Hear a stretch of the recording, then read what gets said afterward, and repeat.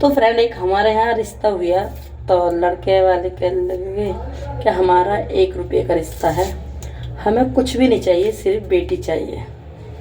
तो बेटी वाले खुश हो गए, चलो कोई बात ना, हमारी बेटी अच्छे घर में जाएगी और खुश रहेगी। गरीब बाप के लिए होता ही क्या है कि उसकी बेटी खुश रहे।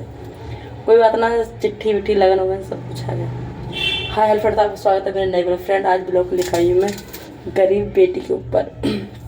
तो फ्रेंड ब्लॉग को पूरा वॉच करना, लास्ट तक देखना, इसमें मैंने क्या बताया है क्या नहीं बताया, और गरीब अपनी इज्जत के लिए क्या करता है क्या नहीं करता है। तो फ्रेंड बने रहना लास्ट तक वीडियो में। तो फ्रेंड उस जब रिश्ता तैयार होगा, सब कुछ होगा, कार्ड वार्ड बट गए, सब कुछ होगा और चिट्ठी विट्ठी आ गई, और मतलब सारे जो अपनी बेटी के लिए बाप पे बने सारा कुछ कर दिया उसने। जो ब्याह के रह गए 10-15 दिन तो बेटा और लड़की या लड़का जब फ़ोन पे बात करने लगे, और जब तो पता है जब शादी के बाद जब लड़की लड़का बात करने ही लग जाते हैं जब बात करने लगे तो लड़का की डिमांड हुई तो मुझे 4 पहिए की गाड़ी और 1 चैन, 1 अंगूठी, और मेरी माँ को 5 चीज़, मेरे बाप को अंगूठी, और मेरी बहन के लिए 1 अंगूठी, 1 मेरे भैया के लिए, पूरे परिवार के लिए चिट्ठी खोल दी। और सगाई में 101 जोड़ी कपड़े। और तो लड़की ने अपने पापा से कही कि पापा ऐसे ऐसे उसका फ़ोन आया, उसने मुझे ऐसे ऐसे कही। तो बाप इतना परेशान होगा कि बहुत ज़्यादा, कि अब कार्ड बट गए हैं तो मैं अपने लिए क्या करूं और अपनी इज्जत कैसे बचाऊं।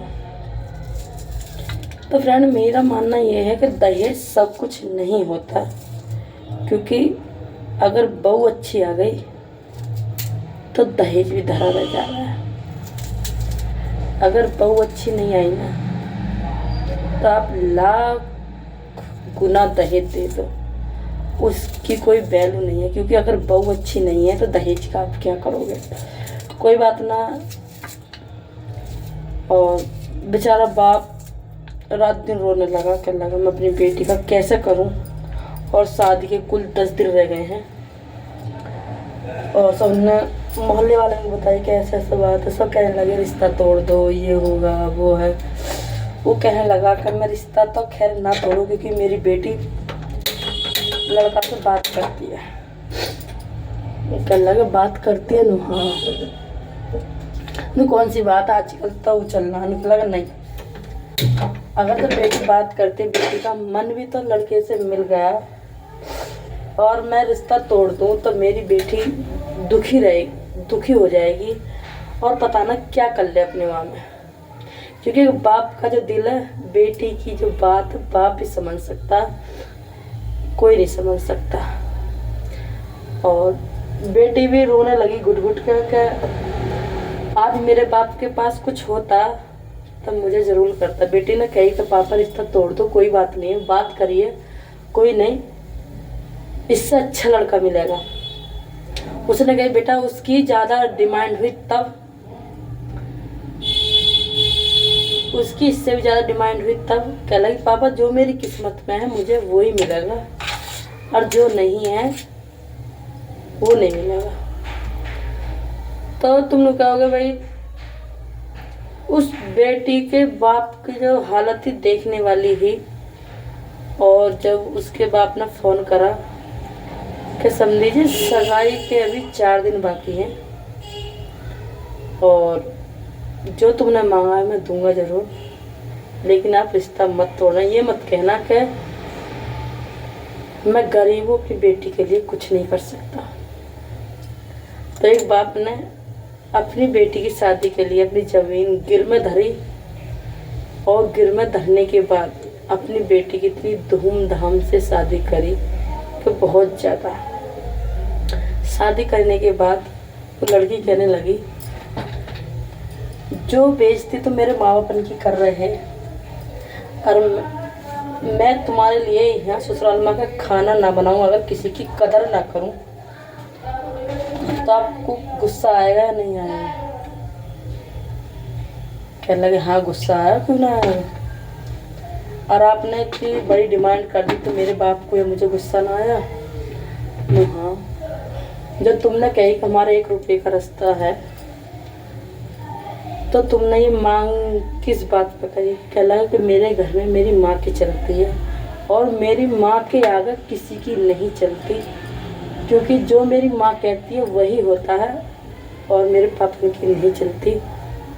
तो फ्रेंड, ये बात हकीकत है, जिस घर में औरत की चलेगी ना, उस घर का कभी बेड़ा पार नहीं होगा, क्योंकि औरत दिमाग से नहीं, दिल से नहीं, दिमाग से सोचती है। क्योंकि आदमी की सोच को औरत कभी नहीं जा सकती, क्योंकि जो आदमी करता है वो दिल से सोचता है, दिमाग से नहीं। और औरत जो सोचती है दिमाग से सोचती है, दिल से नहीं। क्योंकि इज्जत हो या ना हो, लेकिन दहेज मिलना चाहिए। और ये दहेज की जो प्रथा है, पता ना कब तक चलेगी, कब तक नहीं चलेगी। क्योंकि आज भी ऐसे लोग हैं जिनके पास खाने को नहीं है, उनके 4-4 बेटी हैं और उनका अपने पेट तो पलते नहीं है, बेचारे दहेज कहाँ से देंगे। तो फ्रेंड, मेरी यही रिक्वेस्ट है आप लोगों से, इस दहेज की जो प्रथा है ना, ये हटानी चाहिए। क्योंकि गरीब जो है बेचारा, उसकी जमा पूंजी उसकी औलाद ही रहती है। क्योंकि संस्कार जो होते हैं अपनी बेटी को फूट फूट कर देता। क्योंकि आज हम गरीब है तो हमारी बेटी ससुराल वाले की इज्जत करेगी। अगर जब बेटी इज्जत ना करेगी ससुराल वाले की, दहेज का धर का चाटोगे। और दुनिया दहेज के पीछे भाग रही है आजकल। ऐसा हो जाए शादी हो जाए, बहू फुर होकर भाग जावे। कोई सीमा हैदर वाला है, गुलाम हैदर है, थोड़ी सी जो गरीब की जो बेटी होगी ना, वो सारा कुछ सोच के समझ के चलेगी। और जो अमीर की बेटी है, मतलब कोई भी होगा, वो ना तो गरीबी देख सकती है, ना मजबूरी देख सकती है, ना हालात देख सकती है। उसे सिर्फ शौक, श्रृंगार और घर में खुश रहना। जो गरीब के सारा कुछ देख कर चलेगी, भूखी भी रह सकती है। यही आज हमारे जो परिवार पे ये दुख के जो बादल आए हैं, कभी तो सुख शांति आएगी। तो हमेशा फ्रेंड, ये दहेज के पीछे मत भागना। बालक जो मिलेगा, बहू जो मिलेगी, अच्छी देखना।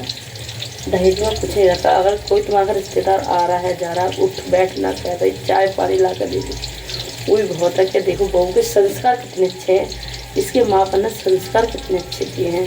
तो आपके लिए तो यही दहेज है और यही जमा पूंजी है। क्योंकि दहेज तो हाथ का महल है, कमा लो और ले लो, क्योंकि पैसा तो आता जाता रह रहा है। और जो बहू जो तुम्हें संस्कारी मिलेगी, वो एक बार हाथ से निकल गई तो दोबारा नहीं आएगी। क्योंकि दहेज के पीछे भागने वाले मूल पकड़ के ही रोते हैं। क्योंकि उनकी जो बहू होती है ना, कभी उन्हें रोटी कभी नहीं देती हैं। आज मैंने उन्हें भी न्यारे होकर देखा है, जो दहेज के पीछे भागे हैं, जो सास सर की कदर न कर रही हैं, रोटी न दे रही हैं। तो फ्रेंड, आप लोगों को वीडियो अच्छी लगे तो लाइक शेयर कमेंट जरूर करना। और ये कहानी आप लोगों को कैसी लगी तो मुझे कमेंट में ज़रूर बताना। और गरीब आदमी के लिए सपोर्ट करना और वीडियो को ज़्यादा से ज़्यादा शेयर करना। और ये सब्सक्राइब नहीं करा है तो फ्रेंड कर लेना। बाय राम जी।